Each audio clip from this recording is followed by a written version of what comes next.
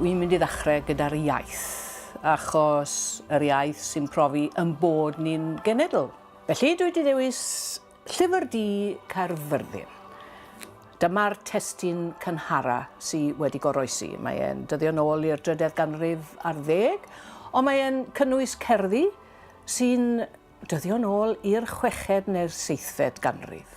Dyna'r cyntaf.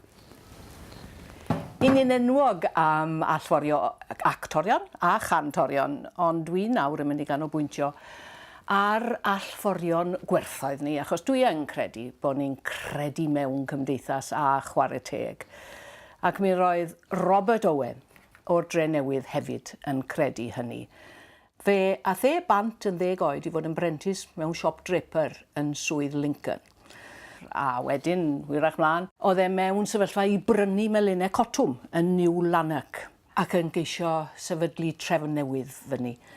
Enghraifft, stopio cyflogi plant 5 oed. Oedd yn gweithio rhyw 2 awr ar 10 y dydd. Mae'n anhygoel yn diwedd.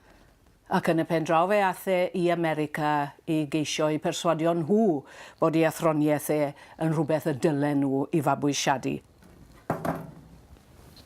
Cerdant yw'r trydydd peth.